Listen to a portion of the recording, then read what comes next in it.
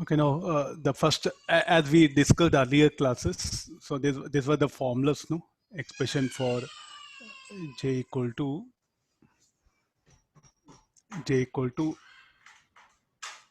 E by rho, the Ohm's law, then V equal to IR, then R equal to rho L by A. Okay, and the expression for this speed, J equal to eta Q into Vd. This is the expression for the current density. This one. Then we had some other formulas, no? Relaxation time, then resistivity, we brought it. I'll write down directly. After solving, the relaxation time will be dependent on mass of electron, resistivity, concentration of free electrons, and the charge of electron. This tau is called as relaxation time. Rho is the resistivity, not density. And eta is concentration of the free electrons. There's one formula you do remember, which will help us a lot. Okay, let's come for this one. As we increase temperature, what will happen? What effects will be produced on the conductor now as temperature increases?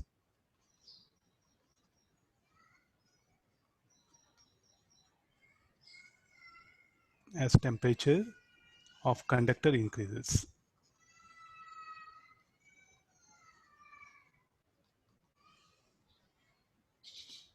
Then what we notice is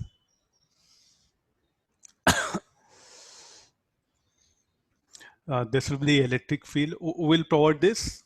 The external source, like yesterday we have seen the cell. So, and this was the electron. So what is the path of electron? It will be zigzag path. There will be random motion. The net displacement due to random motion will be zero. It's due to under the influence of electric field, it undergoes drift here. So it will move with a drift speed Vd. Now as I rise the temperature, what will happen to electron now? So as I rise the temperature, the thermal agitation of electron will increase. It will encounter more collisions. Due to more collisions, what will happen? The relaxation time. What do you mean by relaxation time? The average time spent by electron without collision, or time taken, time interval measured between two successive collisions. It's the average, that one. So as I rise the temperature, so definitely what will happen? More number of the thermal agitation will increase. Due to increase in thermal agitation, more collisions will occur. Due to more collisions, what will happen? The relaxation time will decrease here. Then if relaxation time decreases, what should happen to this speed? This speed also is going to decrease. So what is the effect of as temperature of conductor increases, what all we can see? That this speed first tau, relaxation time, decreases. Second, this speed. Now this is a data you are supposed to remember, very important for you. Can be asked in exam. Then what will happen to overall resistance? More number of collisions, greater the resistance, so resistance increases. There's a one information I'm sharing it.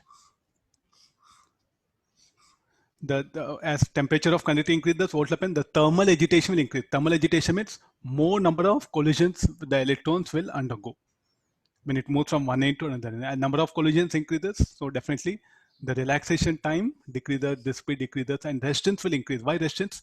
Because it will encounter more resistance to its flow. These are some in books. What happened? You do have questions related to this. It's just information based, nothing else there. Time being, like actually we don't have any mathematical proof here. Straight away, I'm just projecting it. How that relaxation time is related already we derived yesterday in Ohm's law. From there, I brought this equation.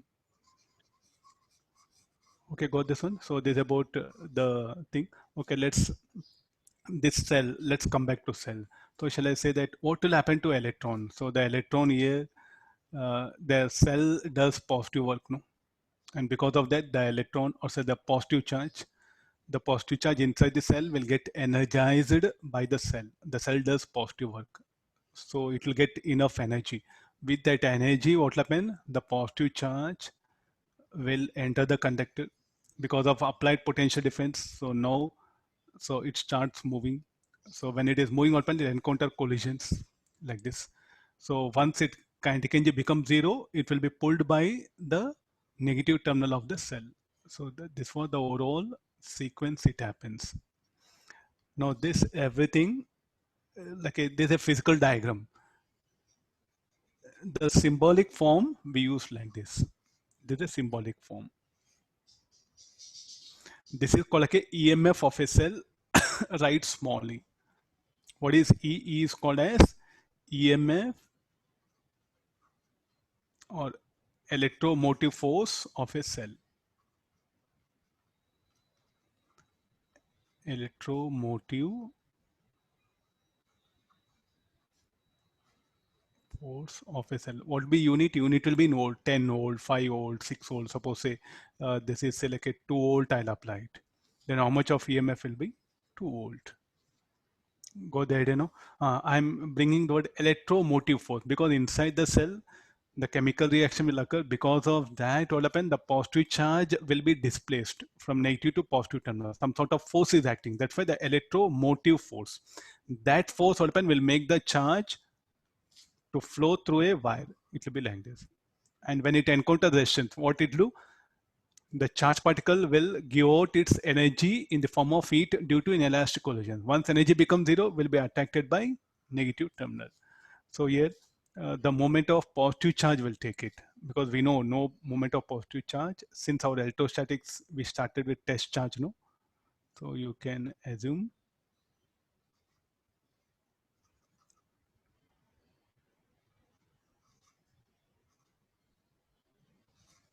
opposite to flow of electron, there'll be flow of a charge.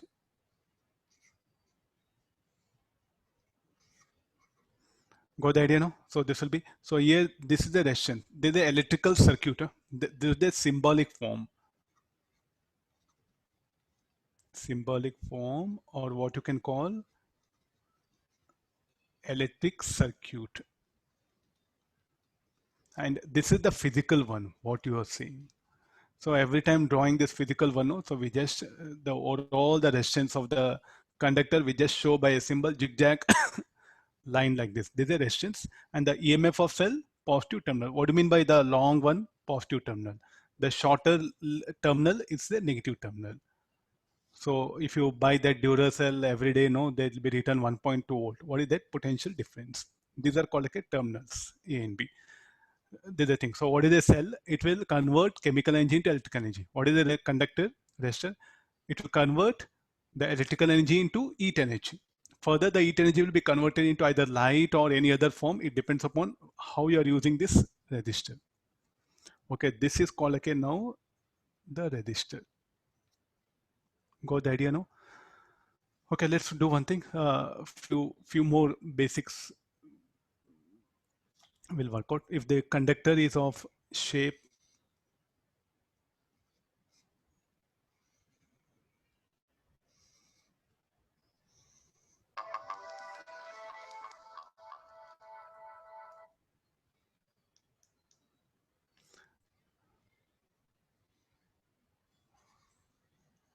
okay, I'll connect across a cell.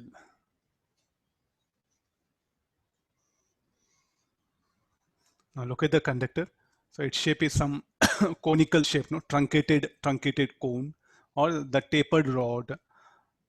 So now the current I will flow in this direction. There's a flow of current. Now I'm interested in few quantities like what will be the disk speed as it moves from one end to another end. Let me take two elements.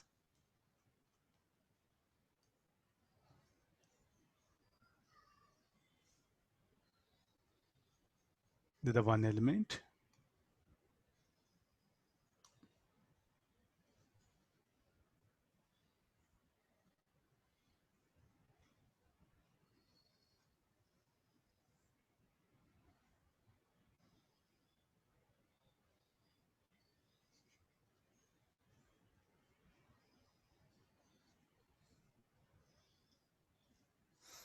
Okay, now what will be the disk speed? So let me give you the position for them.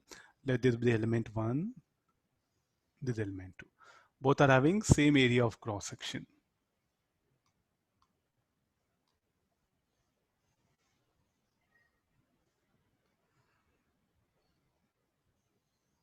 Yeah. What will be the disk speed? What will be the first current?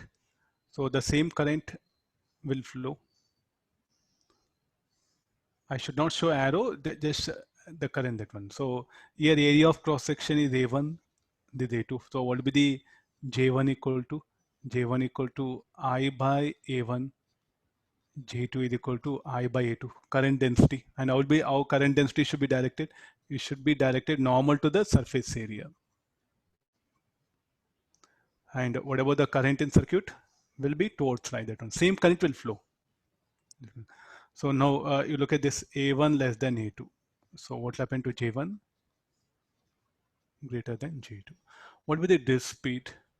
So we know disk speed depends on like a current density. What is the formula? Eta Q VD, no? Concentration of free electron, the same iron. Everywhere the material is having same eta. Q, charge of electron, current density. So current density at 1 greater than 2. So the speed of the electrons at 1, it will be greater than that of 2. Just do comparison. Then what about the resistance? Will compare. Both are having same thickness. Let's assume thickness is same. Then what is the resistance? Rho L by A. Thickness is same, area of cross section of different. So A1 less than A2. So R1 greater than R2. What about power dissipated in that elements? dP1. Power equal to I square R. Same current. So dP1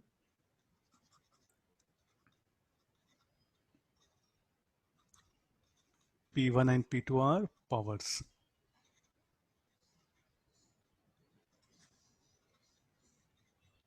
Electric power dissipated across that elements. What about the electric field? Can we say anything about electric field? J equal to E by rho. J equal to, so J1 greater than J2. So definitely electric field at 1 will be greater than that of 2. Once you know electric field, you know the distance dx, no? The thickness is same. E equal to V by L. So what is the potential drop? Potential drop delta V1 should be greater than that of delta 2. What are delta V1, delta V2? Are potential drops. All the things in every numerical now, try to analyze this particular thing. What will happen to current density? What happened to disk speed? What will be the electric field? Then you can compare the resistance, power dissipation, even the potential difference also. Fine. If the conductor comes of some other than cylindrical shape, then so like this, what happen? We can analyze the different parameters. Okay, these are very popular questions are there. So where it is the conductor, the area of where it is narrow, no, there what happen, the speed will be more. Potential drop, potential difference, potential difference. In electrostatics we had, no, the potential difference. Now you can ask questions. The conductor is equipotential. Yes, it is equipotential due to static charges. What is the state of charges here in the conductor? They're in motion, no? So electric field is inside the conductor due to dynamic charges will be non-zero. Potential drop or potential difference. Yeah, either of the word. Potential difference.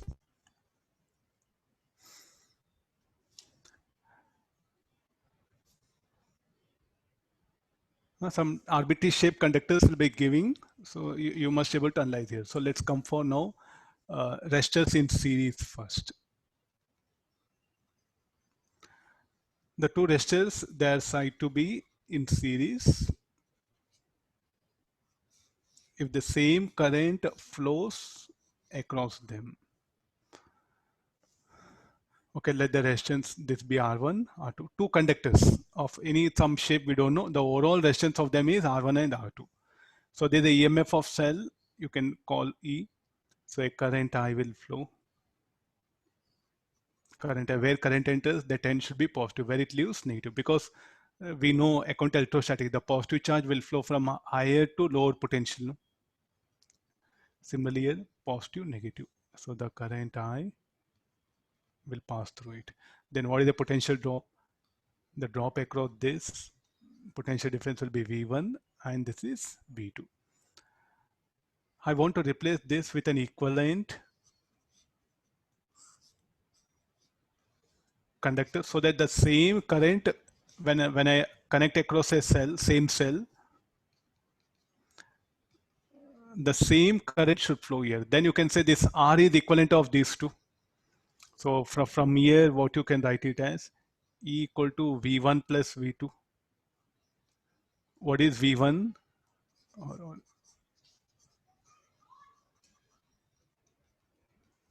V1 plus V2 equal to E. What is V1 from here? According to Ohm's law, IR1. This is IR2. Looking at this, what is E is equal to? Potential drop across that should be equal to I into R. So therefore, R1 plus R2. So this is the effective resistance of the cell. Let's come for other thing. So I want the potential drop across them. V1 should be equal to I into R. What is I? E by R.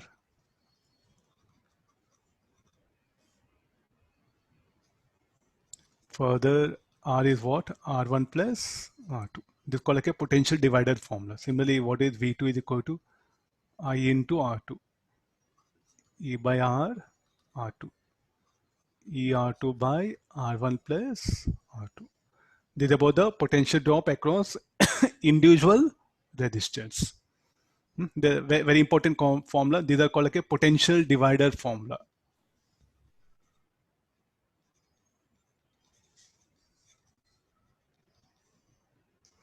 Now, whatever the power dissipated, so P1, what you can write it as I square R1. P2, what you can write I square R2. And what is the total power generated? E into I. Any relation between them? How that power generated by cell should be related to power dissipated across the bulb. Say these resistors, in place of resistors, you can connect a bulb. Two bulbs are in series. So shall we write P equal, so first we'll equate P1 plus P2. I square R1 plus I square R2. So this should be I square R1 plus R2, no? What is R1 plus R2 is R. What is further? I into R. So what is I into R? It is E. So therefore, this should be equal to what? P. So P1 plus P2 should be equal to P. So what all power generated by a cell, what will happen to it? That should be equal to sum of power dissipated across the individual resistors.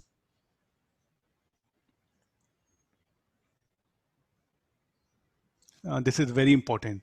Suppose say like you connect two bulbs. So what is the total power dissipated in the bulb? This should be equal to the total power generated by a cell. That's what is telling. So the power generated by cell should be equal to sum of power dissipated across individual resistors. The powers are additive. Shall I use word additive? The powers are additive. You have to just add up the powers that are dissipated in individual bulbs or the resistor. So in place of resistor, now you can connect also bulb. I think this will be very much useful for you. So this is cell. Each bulb will glow, no? Tell me like which bulb will have more intensity. So the intensity of bulb depends on what? Let me introduce here only all the ideas so that will be easy for you. There's a bulb B1, bulb B2 that is having resistance R1 and R2. No, the brightness of bulb or intensity of light emitted by bulb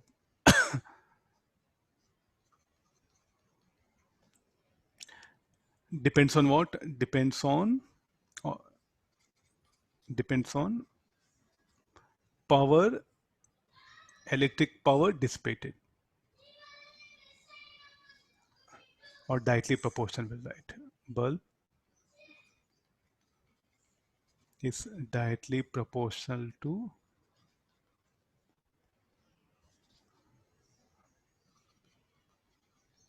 electric power dissipated across it. I'm trying to cover the bulb idea here only rather than going for some separate concept. The resistance only, the resistance of bulb is what? R1, R2. This is some thing you see. So what all we just discussed, no, that only I'm trying to conclude here. So the intensity or the brightness of bulb depends on what? The power dissipated. I think it's quite clear, no? 100-watt bulb, 20-watt bulb. Tell me which will be give more brightness, the one which is having more wattage, no? So the and P1, P2. So the brightness of the bulb depends on what? Depends upon the power dissipated across the bulb. And let's come for power. Both are having same current, no? The current flowing through each bulb is same. The same current flows. Tell me like the one which is having more resistance is said to dissipate more power, then the brightness of that bulb will be more. Agree this? This will be if R1 greater than R2. Then same current is flowing. So then P1 will be greater than P2. Then which will be more bright? The bulb B1 will be more brighter than B2. Brighter in the sense will emit more light. Brightness of bulb is directly proportional to electric power dissipated across it. Further, as they are in series, no. So what we can say, P1 greater than P2 as R1 greater than R2. If R1 greater than R2, P1 will be greater than P2. Let me put a condition. Nearby diagram, I'll write it. Then P1 greater than P2. What do you mean by P1, P2? Brightness of bulb B1 will be greater than B. B indicates brightness here.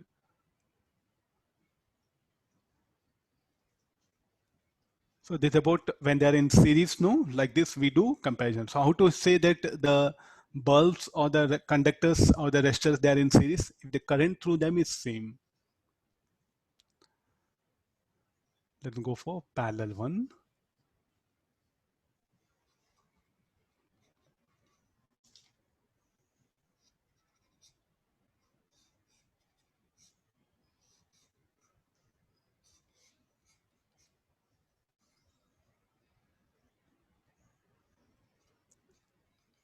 So they are having resistors R1, this R2. Okay, look at now. This having a potential say 10 volt. It is the same potential will drop across this one, no? The potential across the bulb will be same. What about the current? Let the current I flow here. This will branch out.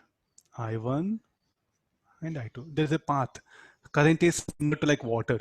There are two pipes are there. So definitely the pipe, the water flowing here will encounter a junction. So what will happen to the water? Will branch out, no? Similarly, the current will branch out here. This will be I1, this I2. So I want to replace this 2 by an equivalent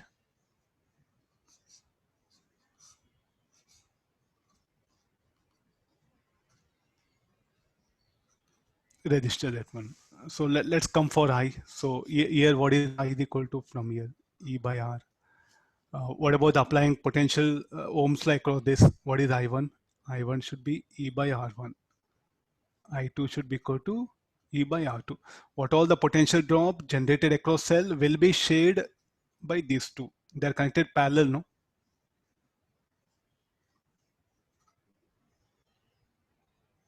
So here what is V? V is equal to E equal to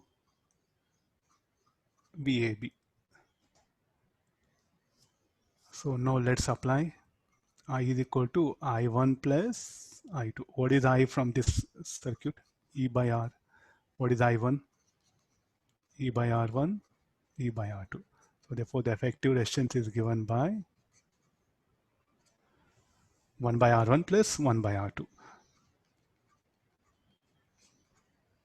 So the effective resistance will be less than the least value. In this case, let's go for power dissipation. What conditions will come for power dissipation? What is the power dissipation? P1 is equal to, you can write directly V square by R1. I can also write I square R1 or directly, okay, now I'll start with this formula. I1 square R1. So what is I1? I1 will be E by R1 whole square into R1 or E square by R1.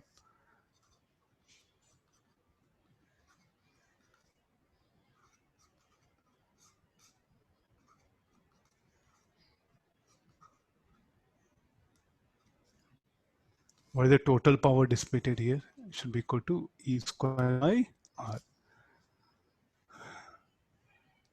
Now, I'll add up these two, P1 plus P2. We'll see what do we get. E square by R1.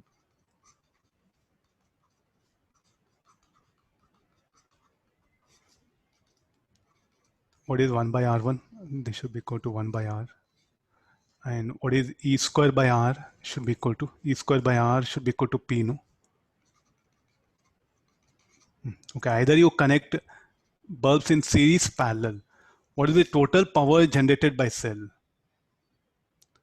The sum of powers dissipated across individual network.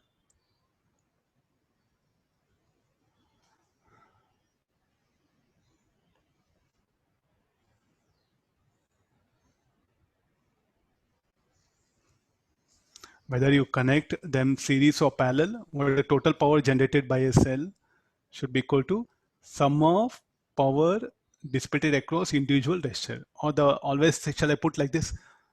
Powers are power. What happened will be always additive. The total power generated by cell should be equal to sum of power dissipated across individual resistor, whether they are in series or parallel. Now, let's do comparison. If R1 greater than R2, let me take the bulb concept.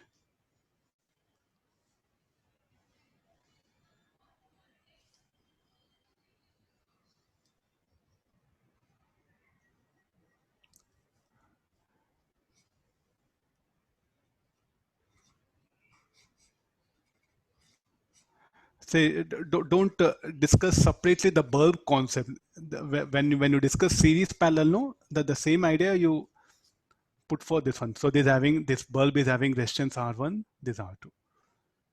And now let me put a condition R1 greater than R2. What about the power? Which bulb will have more brightness?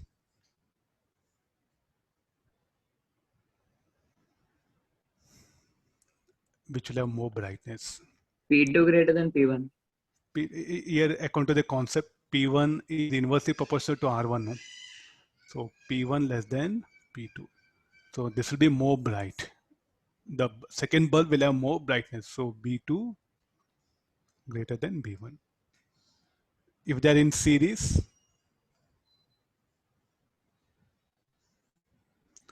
the one which is having more resistance will have more brightness. Will I agree this condition? So there's one small idea is what we are going to carry that one. When bulbs, they are connected in series parallel, which will have more brightness. So if there's based on the series parallel, I have to compare. Now, sir, if there are many bulbs are there, then what I do is I'll calculate power across individual bulb. Then I'll compare their power. With that, I'll say that among all, which is having more brightness. So how to predict the brightness of a bulb? By knowing the power dissipated across the bulb.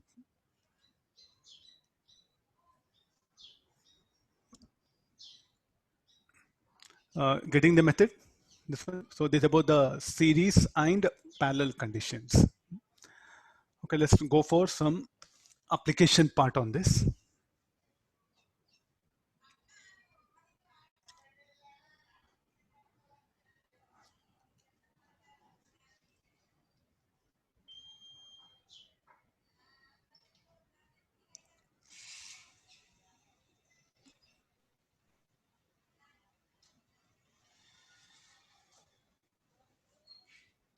A group of resistors I'll give, then we have to check them how they are series parallel. Before that, let me finish off KCL KVL. It is there in next week. Better let's learn now only so that you can solve wide varieties of problem.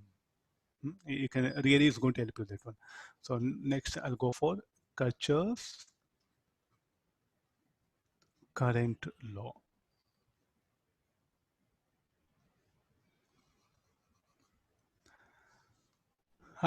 Once again, bulbs I'll discuss. So just only I give basics. So as when we get into numericals now, we'll discuss in detail once again. So there's the first one, it's called like a very popular called as KCL, Kirchhoff's current law. In short, we'll call it as KCL. So what he says, the law says that the algebraic sum of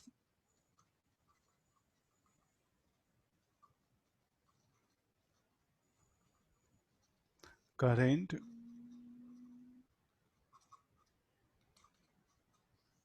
entering a junction must be equal to algebraic sum of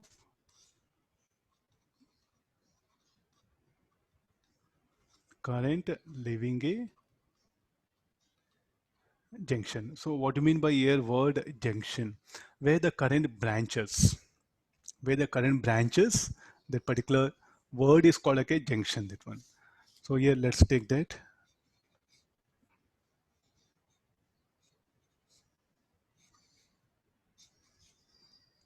These are the resistance.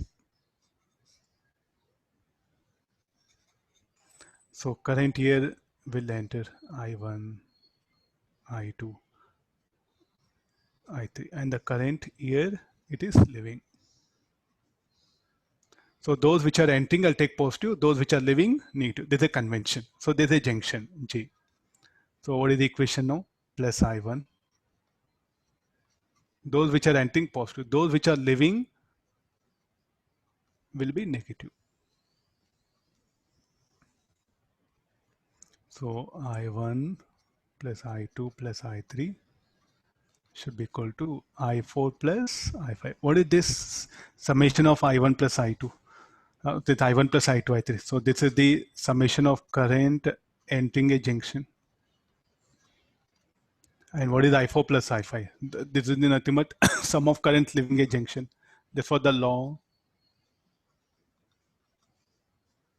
at junction.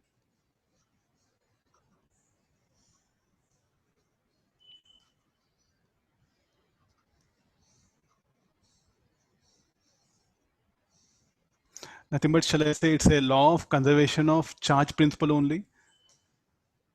So charge cannot be created nor be destroyed. That particular statement is what? Nothing but the Kirchhoff's law. What is the KCL? It's another form of law of conservation of charge principle only. KCL is another form of law of conservation of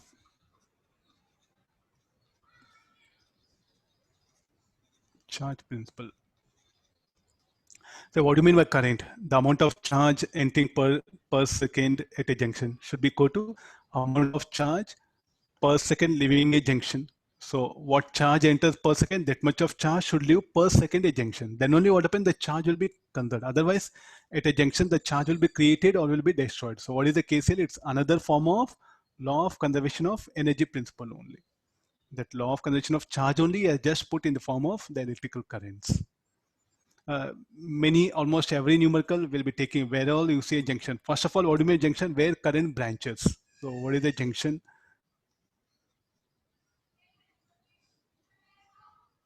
Where a current branches. If current doesn't branches, though it appears like a junction, it's not. It's only a physical, not electrical junction. So what do you mean by electrical junction? Where current branches. Electrical junction, we'll write it. Because physical junction, electrical junction.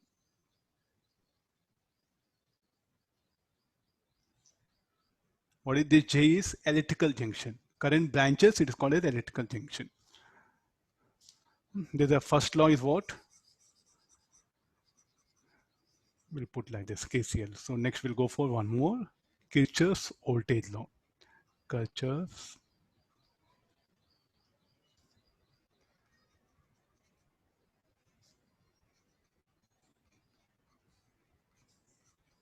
this is the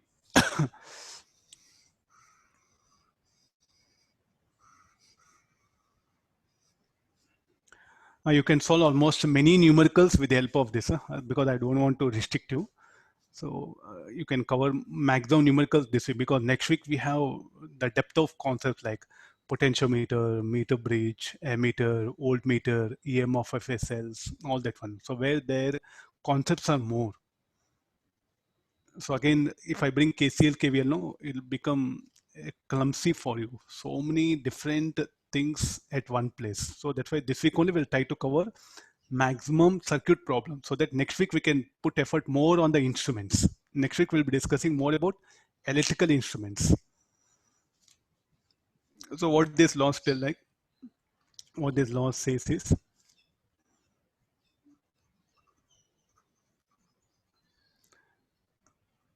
the algebraic sum of EMFs is equal to algebraic sum of IR drops in a mesh or loop or closed path. This is what the law is telling. The algebraic sum of EMFs is equal to algebraic sum of IR drops in a mesh or loop or closed path. Uh, we'll take this one. So suppose say this is the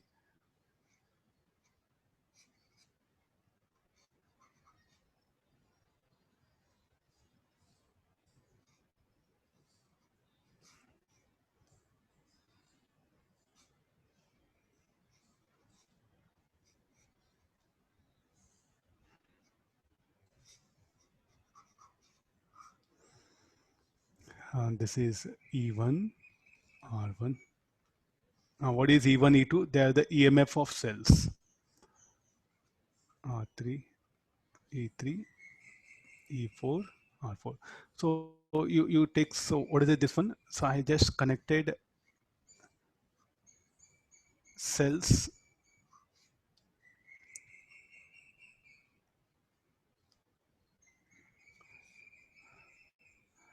and these are small tiny LED bulbs.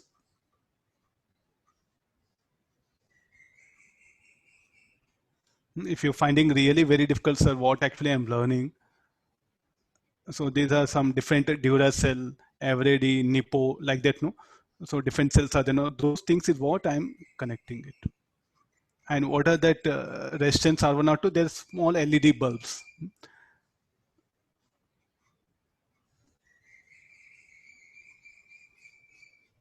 You can have like this. This is what we're discussing. So now, what is my question like?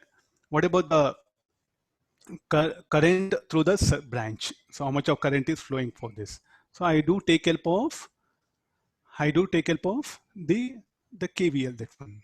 So here I'll in what direction the current is flowing? In any direction, you assume, solve it. If you get positive, you assume in right direction. If you get negative, you assume in opposite direction.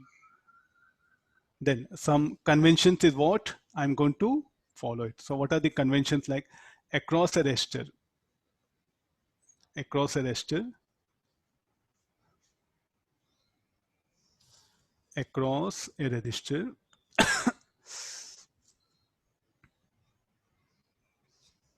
if I move from positive to negative, there's a direction of traverse.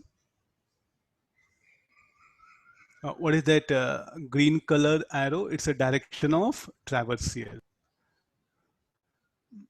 And I'll take some other color.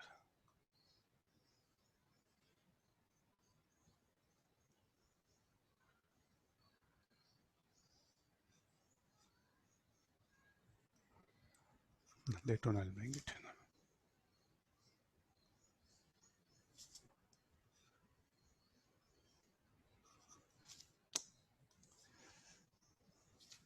So there's a direction of traverse. So what is that green color arrow indicates direction of traverse, and what is the resistance is R. I'm moving from positive to negative terminal, no? So this is called like a fall in drop. And you should write it as minus IR. Similarly, across same resistor, if you traverse from negative to positive, no, you can say that one, sir. We'll determine that from where I'm moving. We'll determine this plus minus, the direction of current. Current here, it enters, the where it enters, that end should be positive. Where it leaves, negative. Any reason for that? What is this conventional current? No? And what is a conventional current? It's like a displacement of positive charge. And go back to electrostatics. Positive charge, if it's set free in an electrostatic field, it will move from higher to lower potential. And what is this current? Conventional current is due to positive charge, we assume.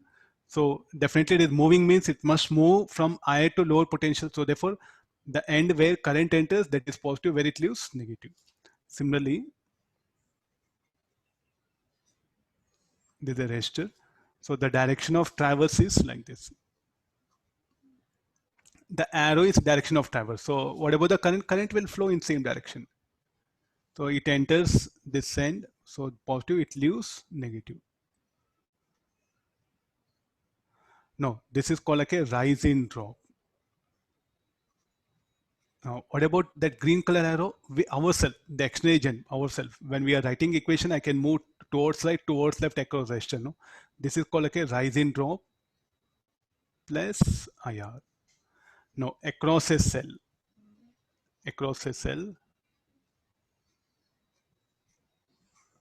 EMF of cell is E. If I move from positive to negative terminal of a cell, then here what happen? This should be called as fall in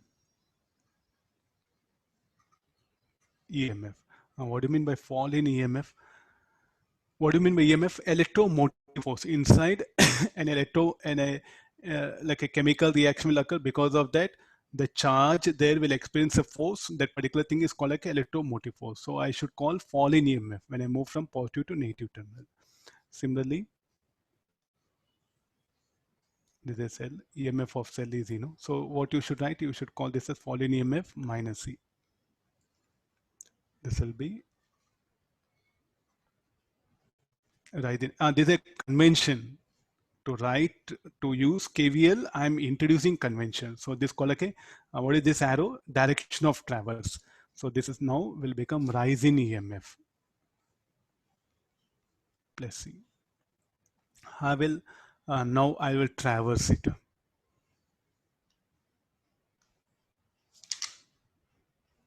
I'm going to we don't get.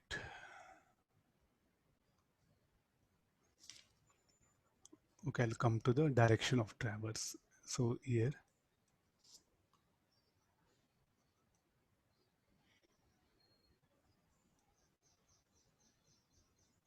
what is this green color arrow? Direction of traverse.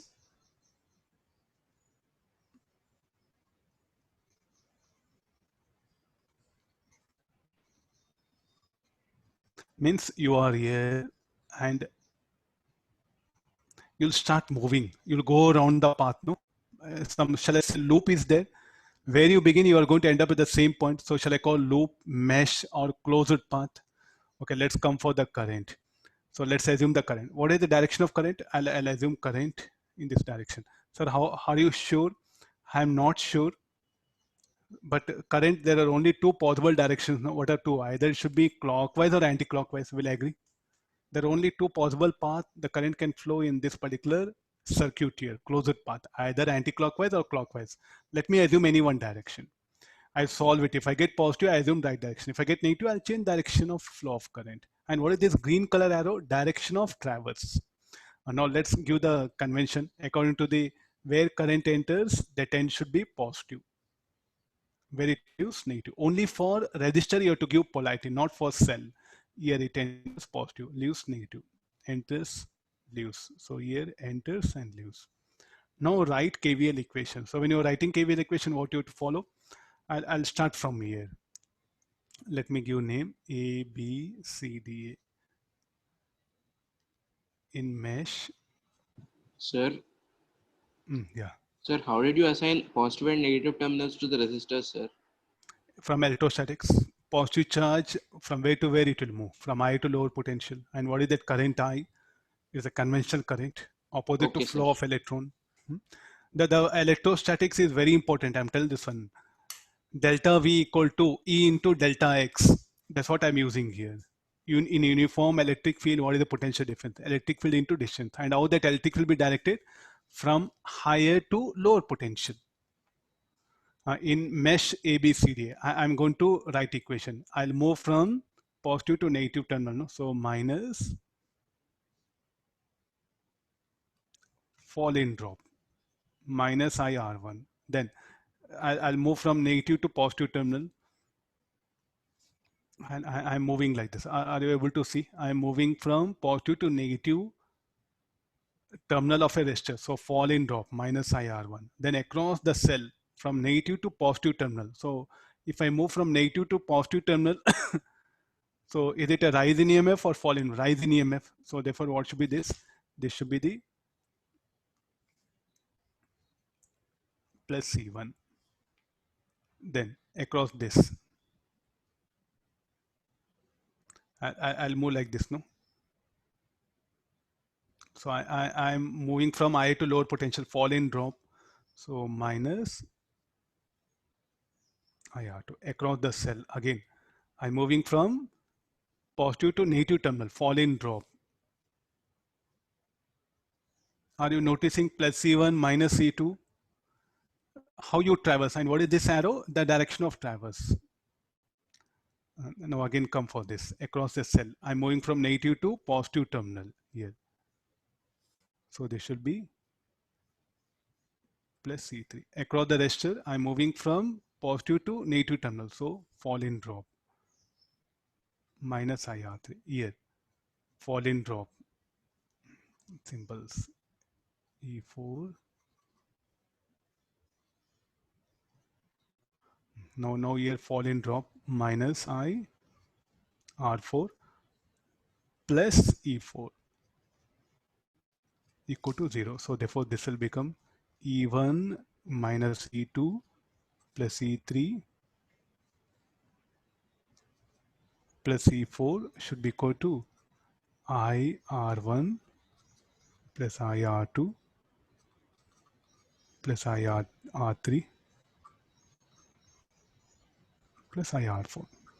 Look at this. I think the statement is correct. No, algebraic sum of EMFs should be equal to algebraic sum of IR drops in a closed path. That's what this equation. So what is the expression for I now? The expression for I should be equal to E1 minus E2 plus E3 plus E4 by R1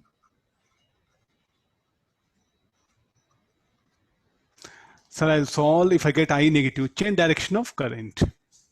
You can change the direction of current. So this is what the KVL says.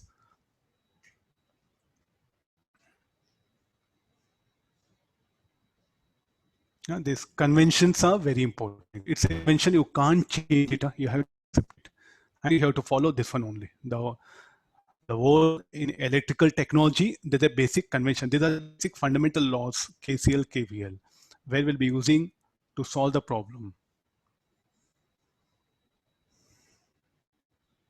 Anybody having doubt, you can just express it.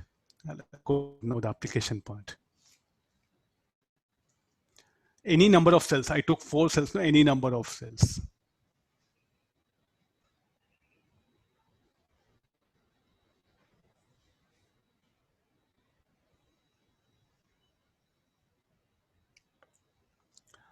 Okay, no.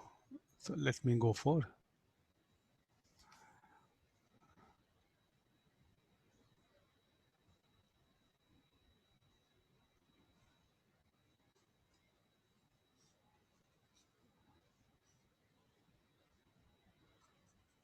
If more than one loop is there, what method? Let me take one problem itself first.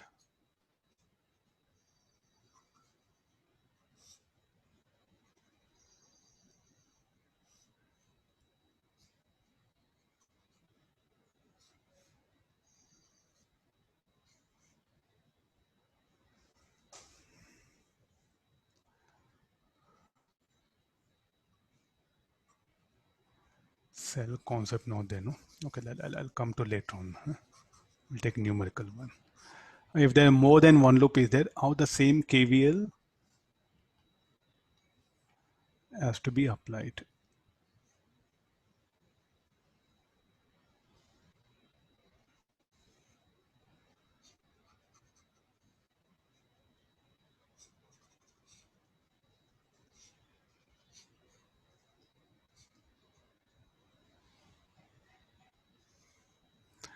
Let this be 10 volt, 6 volt, 3 ohm. This is 2 ohm, this is 1 ohm. You see that how many loops are there? More than one loop, no? We have to find out current in all the branches in this. So again, I'm going to take help of same. So here, let me assume the direction of flow of current. So here current in this loop be I1, and the current in this loop be I2. But these are called as a loop currents. Current in this loop be I1, the current in this loop be I2. What is the polarities? The current here will enter positive, negative. The current here will enter positive, negative due to I1. Due to I2, the current will enter and will leave here. Due to I2 across 1 ohm, this will be the convention. Now let's write the loop equation, KVL. Now, how many unknowns are there? I1, I2. We need minimum of 2 equations to solve this. So this will be plus 10. Again, what is the direction of traverse? So how to take direction of traverse? So here the direction of traverse will be, I'll give the name. Let this be A, B, C, D, E, F. So A, B, C, D, A for loop. What do you mean by this A, B, C, D? Direction of traverse. So I'll move now from A to B. Rise in EMF or fall in EMF. Rise in EMF plus 10. Then I'll move from B to C, fall in drop minus 2I1. Then across this resistor, 2 currents are there, I1 and I2. 2 loop currents are flowing. So this should be minus 3I1 due to fall in drop of I1. Then the current I2 also will flow from C to D. So due to that, it will be 3I2 equal to 0.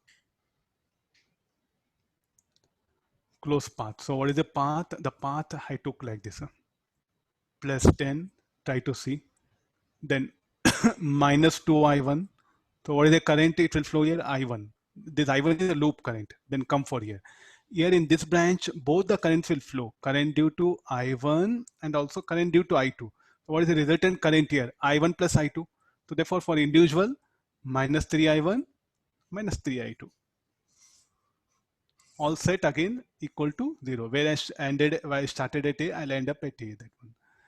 So this equation will be 10 minus 5I1, 3I2 equals 0. So similarly, we'll write loop FECD.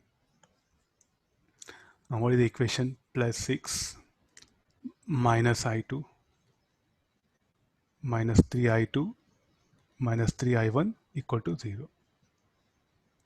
Now the traverse is like this. Plus 6 minus I2. Here minus 3I2 minus 3I1. So this will become equal to 6 minus 4I2 minus 3I1 equals 0. How many unknowns are there? 2 equations, 2 unknowns. Solving 1 and 2, we'll get the required answer. I'll multiply 4. So this will become 40 minus 20I1.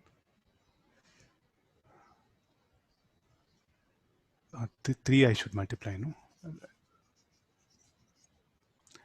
2 and 0, sir. Anybody value I1, I2? 2 and 0. 2 ampere, 0. Yes, sir. 2 it will be.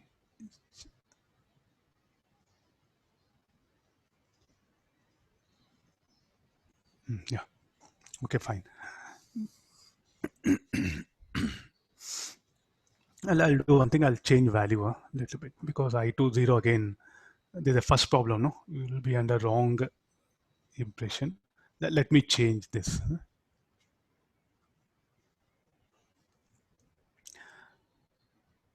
Because again, you'll start thinking every time I2 will be 0. Need not.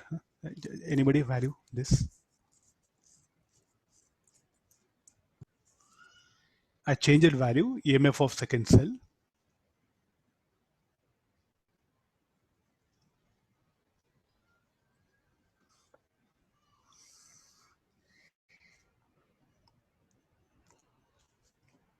Values of I1 and I2.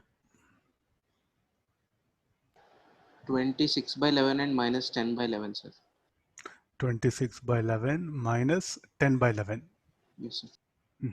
Okay, now really some good information. We wanted that negative sign also. Look at this. I1 is this much, no? And look at I2. I got I1 positive. Okay, fine. I assumed in that direction. What about I2? I2 I got negative. What does it mean? Actually, the loop current will not flow anti-clockwise. It will in fact, it will flow in clockwise. The actual currents will be the actual currents what we assume, no?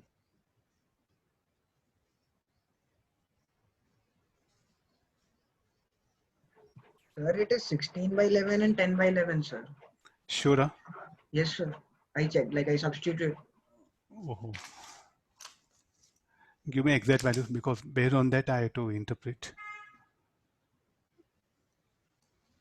Yes, it's coming 16 by 11, I 16 by 11. Yeah. Plus 10 by 11. Plus. Yeah. Okay, I got both positive. Okay, it's fine. Like this, these are the currents. And so what is the current in each branch? Let's get the branch currents now.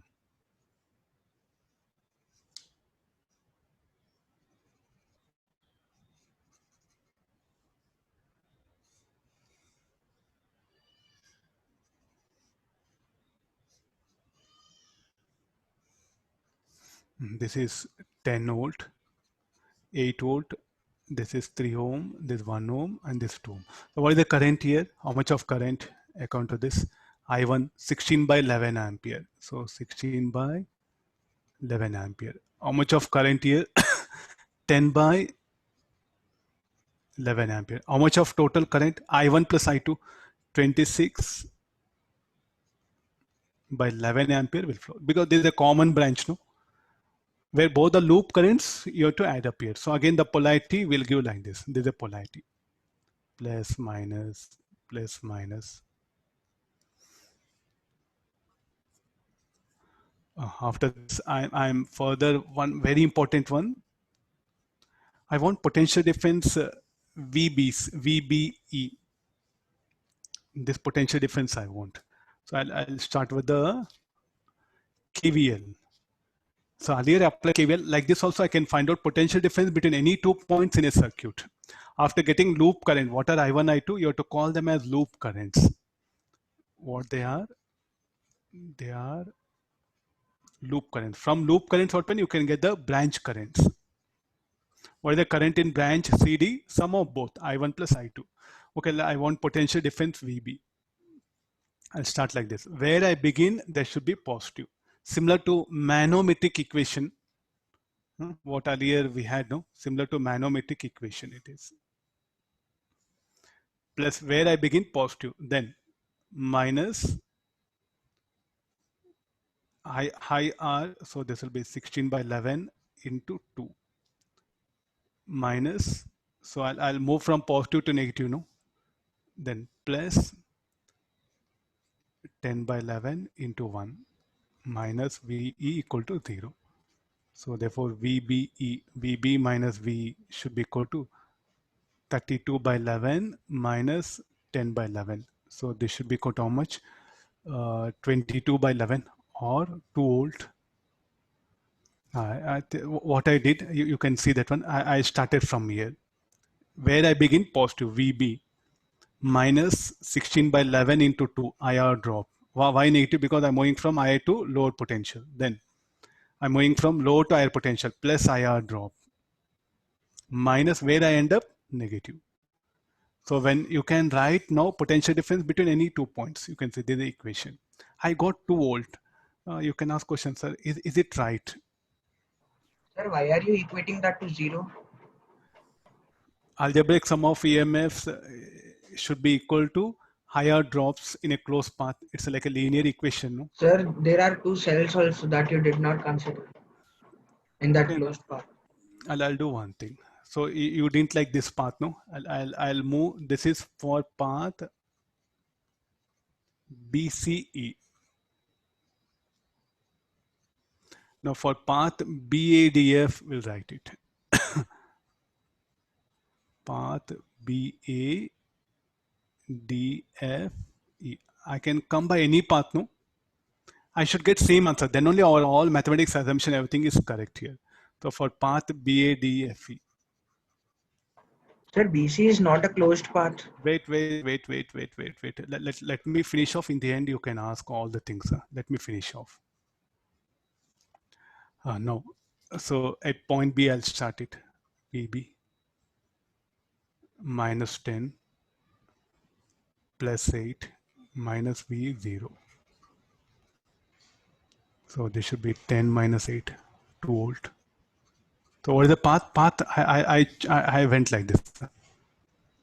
VB minus 10. Then you see this here. Plus 8 minus V 0. How much I got answer? The same 2 volt, no? The same answers I got. VB earlier, how much it was? The same VB. So this shows that what all our mathematics, what all we assumed, everything is correct here. No, see, closed path doesn't mean that the physical one. It's a wrong idea. Because we will measure this VB, some old meter, no? That instrumental, when I connect it, will become closed path. This VB, we will measure this, some instrument. And where do I connect? I'll connect across B and D. So definitely that instrument and this branch BC will become closed path. Okay, fine. Sure. Why it should be equal to equal to 0? Because the law says the algebraic sum of EMFs should be equal to algebraic sum of IR drops. That IR drops, if you bring on to LHS, should be equal to 0, no? Yeah.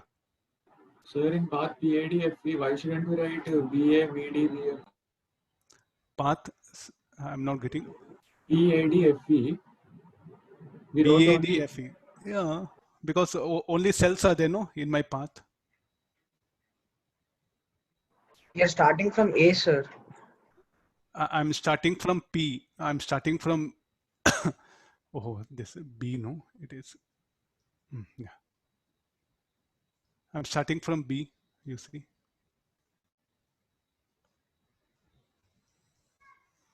Because I want potential if a VB, no, I can choose any path.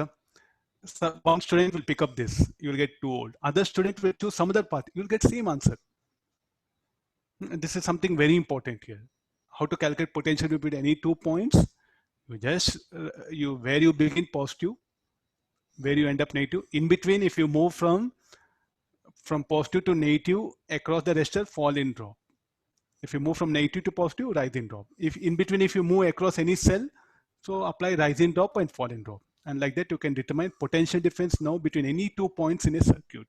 I want VCD. You can choose any path. You'll get the same answer. I'll start like this. Sir, can you explain again why potential T is negative, sir? Why potential? At E is negative. We took minus V, no, sir. No, there's a manometric equation like where you end up, where you begin positive, where you end up should be negative. No, there is a convention. Okay, sir. For path CD. So what you write it? VC minus 26 by 11 into 3 minus VD equals 0. So our VCD should be equal to how much? 26 into 3, 1678 by 11 ampere. Okay, no, some other student will pick up some other path here. not ampere, sir. Volt, sir. Sorry, this is volt. Now other student, what happen, you will pick up a path like this. path C, B, A, D. So VC plus 16 by 11 into 2 minus 10 minus VD 0. You solve it, you'll end up with same answer. So what are the path? One path will be like this, VCD. What is the other path? VC minus 2 into minus IR drop here. Why? Because sorry, plus IR drop. Why? Because I'm moving from low to higher potential. Then fall in EMF from positive to negative terminal, minus 10. Minus VD equal to 0. You can pick up other path like a V, E, F, D. Again, you'll get the same answer.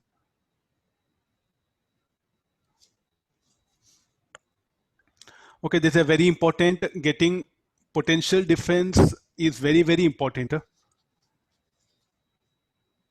Last one, path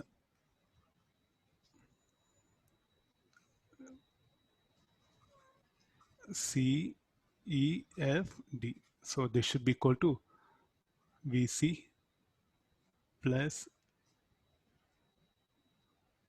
10 by 11 into 1 minus 8 minus VD 0. You'll get same answer.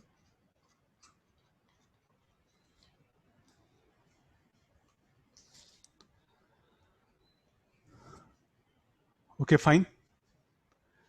So like this, if you get one loop or two loop, KCL, KVL, are they series or parallel? We are not very sure. That's why we took help of KVL.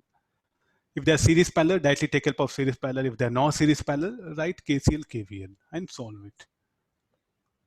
Now, let me discuss some series parallel problems.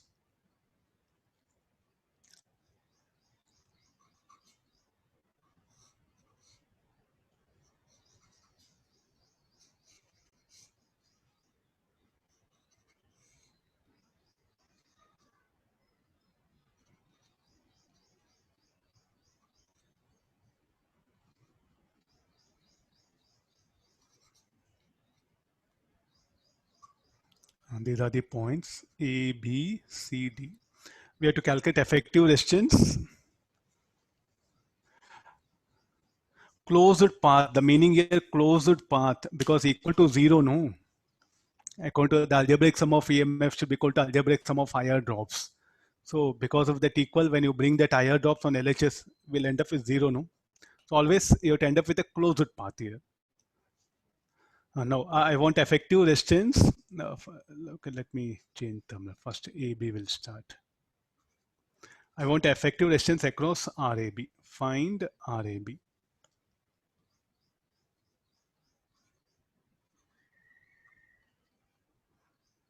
One by one we'll find out. What do you mean by RAB? Means you directly you begin like this. So you consider a cell. You connect a cell. This is only for your understanding purpose. There's no cell. So the cell will send a current I. So what will happen to this current now? How to say they are series parallel? By taking help of branching of currents. So this current, when it comes, it will branch out like this. I1, I2, and I3. So branch it like this. This I1 remains same, no? The same current I1 flows. So with this, what you can conclude now? These two are in series. So this I1 now, this I2, they'll combine. So here how much we'll get? I1 plus I2.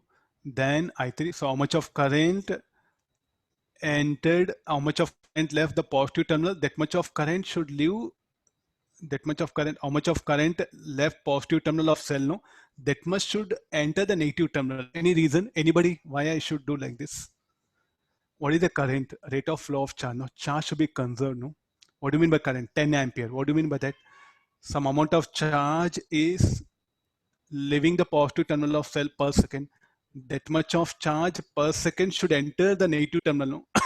Then only charge must be conserved, because you take any device, charge should be conserved here. So I'm applying KCL. What is the current entering I? So how much of leaving? I1, I2, I3. You can see here, current I1 will enter. Then how much of current will leave? I1, I2, and I3. Then how much of current should enter junction B? I3, I1 plus I2. Then how much should leave? I. So current entering a junction should be equal to current leaving a junction. And the cell, current I will leave positive terminal. Then current I should enter. So like this open. So we have to take care about conservation of charge principle. Okay, from this I'll simplify the network. This was the cell. And the cell is just brought for our convenient. And now you come for the simplification of network. This is as it is 3 ohm. This is 1 ohm. And this 1 ohm. This 4 ohm plus 2 ohm is how much? 6 ohm. Will become like this, 6 ohm. Now again you push that same current I.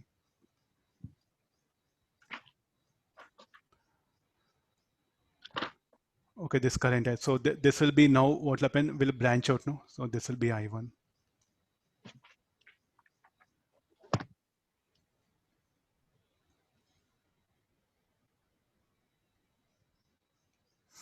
Okay, now how I1, I2 are there?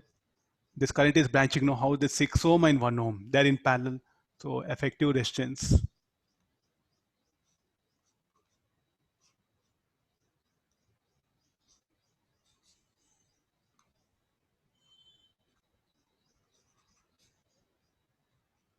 So 6 ohm, 1 ohm. So this will be 6 by 7 ohm.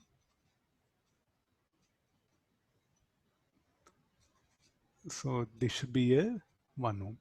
Okay, now again the same current I1 plus I2. So this will be current here. Then the first problem I'm showing in detail. So how much of current here it will be?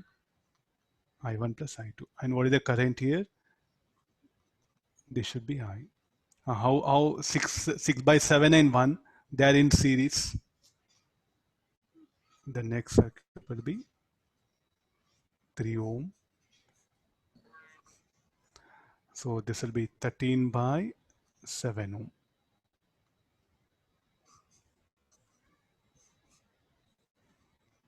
How these two are parallel? Because the current will branch out, no? If you take this current is branching, so they're parallel. So that the effective resistance will be RAB should be equal to, I'll write one more circuit.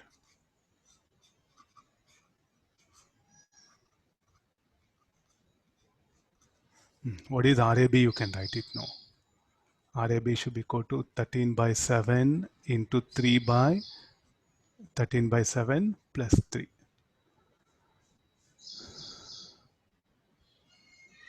Anybody value? 39. 39 by 34. This should be the effective resistance as seen. And similarly, I want RBC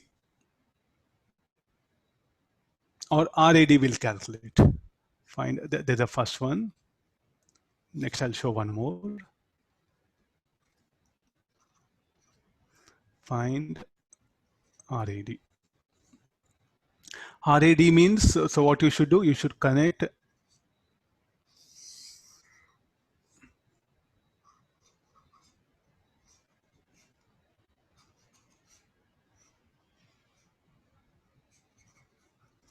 the cell should be connected across this one RAD. So here the cell should be brought. D.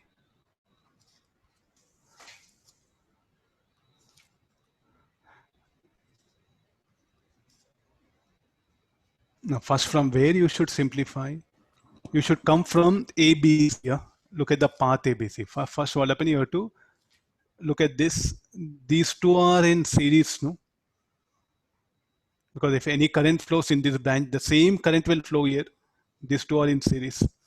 So instead of drawing so many nodes, directly looking at the diagram, try to simplify here. So this will be or one.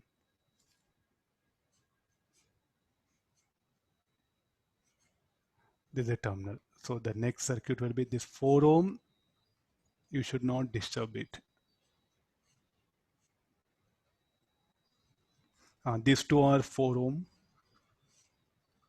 Where first you have to Look at the branch. ABC branch is what? You have to look at here.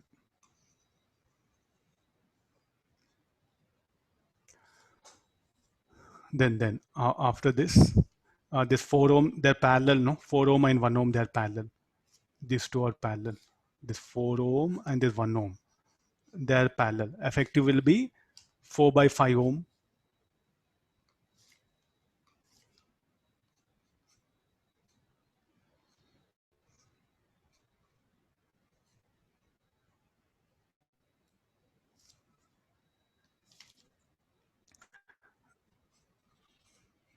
This will be 2 ohm, 4 ohm.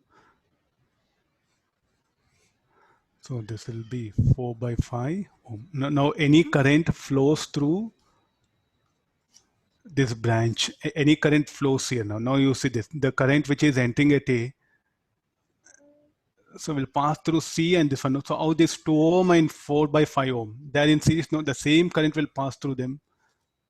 So the effective circuit will be now 4 ohm. They're in series. So 5 to 10, 14 by 5 ohm.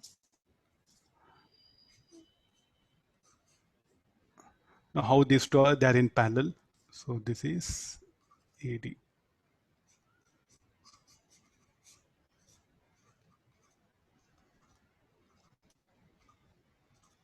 So what is RAD should be equal to? RAD should be equal to 14 by 5 into 4 by 14 by 5 plus 4. 56 by 34. 56 by 20. 28 by 17. Some different answers. If you simplify this, will get 56 by 34. okay. It will not have same 34, sir. 34. I think this can be further two. Yes, sir. 20, 56, 28 will come. 28 by 17. 28 by 17. Like this, we can find out effective resistance across any 2 points. B, C, C, D. It can be determined. So there's a one, how to identify series parallel. So what you should do, the across the terminals where you are finding out the resistance. So from there, what when you have to introduce a cell and you have to push a current.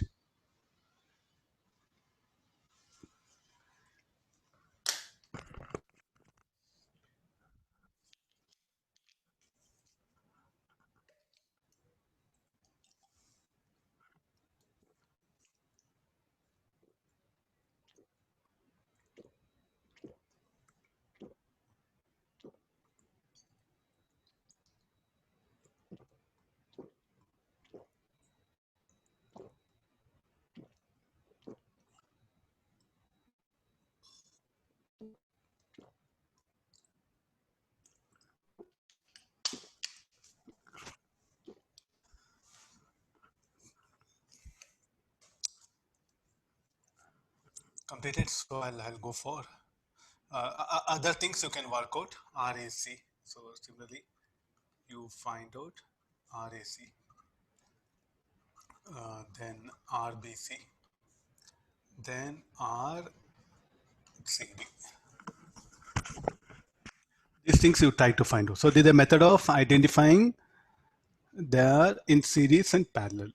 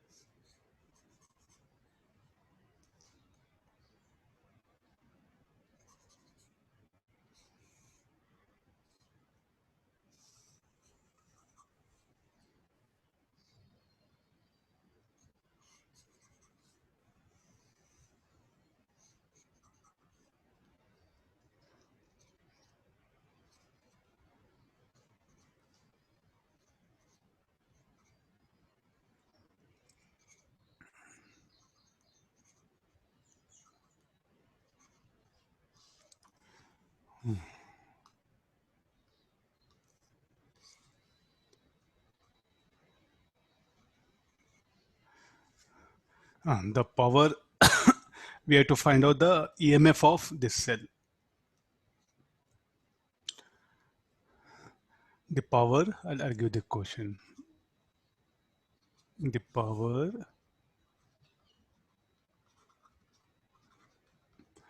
dissipated in a resistor 1 ohm is 2 watt.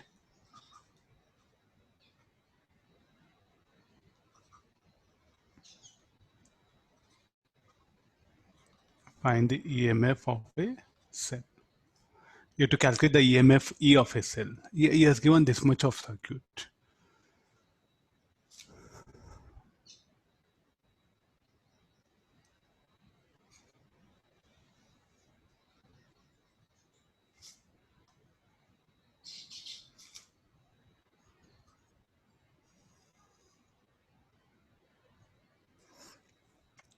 Okay, now we know power, no? So that 2 watt should be equal to what some current you call, let it be I, let the resistance of this be R. So let this power be P. So what is the basic formula? P should be equal to I square R, this is the formula. What is the power? 2, and we don't know current, and what is the resistance? 1. So what is the current equal to? Root 2 ampere. So now we know this current I. It's asking to get that EMF. Can we calculate how much of current is? Let me write I1. So the current in this branch is I1. So can we similarly calculate current in this branch? Before that, you can apply KVL, or they're in parallel, no? Or you write KVL. If you're getting confusion, write KVL. Or shall I say that 3 ohm and 1 ohm, they're parallel. Their potential drops must be equal. So from the observation, what I can write it, I1 R should be equal to I2 into 3. Any reason? 3 ohm and 1 ohm are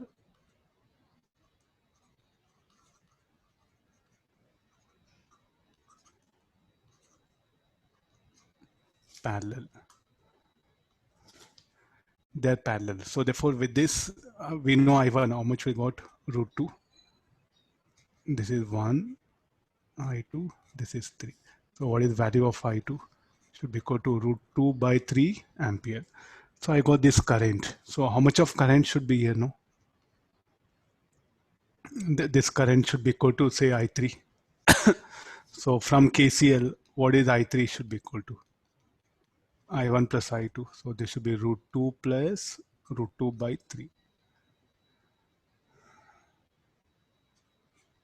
4 root 2 by 3. Okay, I got I3. Can I find out EMF of cell? I'll write loop equation, plus C minus. So here current enters positive, leaves negative. Positive, negative, positive, negative. So E minus 6I3 minus 3I2. Anywhere you can apply it. So we don't know value of E. 6. What is the value of I3? 4 root 2 by 3. What is the value of I2? Root 2 by 3.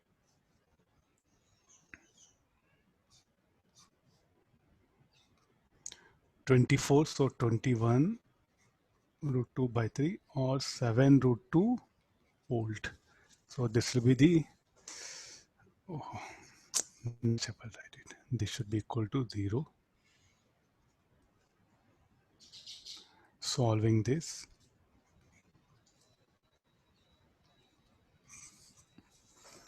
Somewhere where all, if you see series parallel, some series parallel condition, then this is a KCL. This is like applying KVL.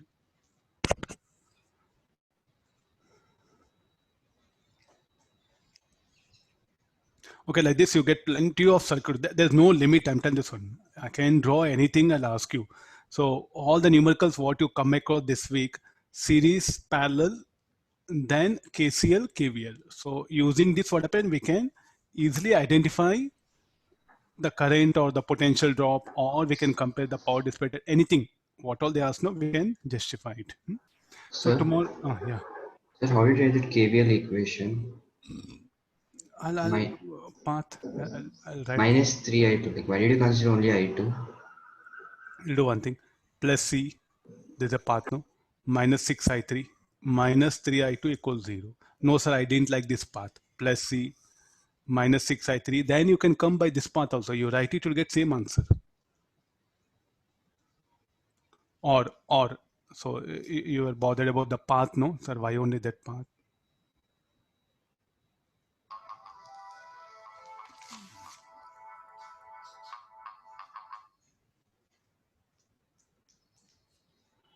Okay, you start like this, huh? This will be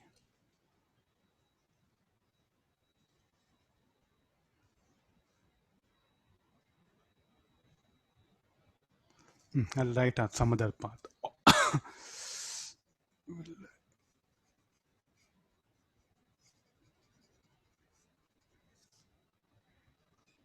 E is equal to